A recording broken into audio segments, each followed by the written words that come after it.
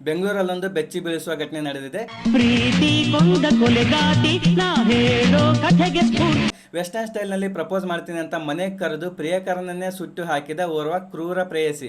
ನಮಸ್ಕಾರ, ಸುದ್ದಿ ಜಗತ್ತಿಗೆ ಸ್ವಾಗತ. ಈ ಘಟನೆ ನಡೆದಿರೋದು ಬೆಂಗಳೂರಿನ ಬ್ಯಾಡರಳ್ಳಿ ಠಾಣಾ ವ್ಯಾಪ್ತಿಯ ಅಂಜನಾ ನಗರದಲ್ಲಿ.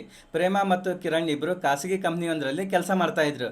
ಕಳೆದ 2 ವರ್ಷಗಳಿಂದ ಪ್ರೀತಿ ಕೂಡ ಮಾಡ್ತಾ ಇದ್ರು. ಆದರೆ ಇತ್ತೀಚೆಗೆ ಕಿರಣ್ ತನ್ನಿಂದ ದೂರ ಆಗ್ತಿದ್ದಾನೆ ಅಂತ ಪ್ರೇಮಗೆ ಅನುಮಾನ ಶುರುವಾಗಿತ್ತು.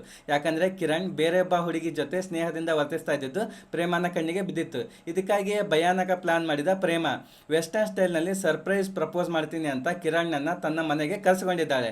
ಆತನ ಕಣ್ಣಿಗೆ ಬಟ್ಟೆ ಕಟ್ಟಿ ಮಂಚಕ್ಕೆ ಕೈಕಾಲು ಕಟ್ಟಿ ಹಾಕಿದ್ದಾಳೆ. ಸರ್ಪ್ರೈಸ್ ಅಂತ ನಂಬಿಸಿ ಮೊದಲೇ ತಂದಿಟ್ಟುಕೊಂಡಿದ್ದ ಪೆಟ್ರೋಲ್ ಸುರಿದು ಜೀವಂತವಾಗಿ ಬೆಂಕಿ ಹಚ್ಚಿ ಸುಟ್ಟು ಹಾಕಿದ್ದಾಳೆ.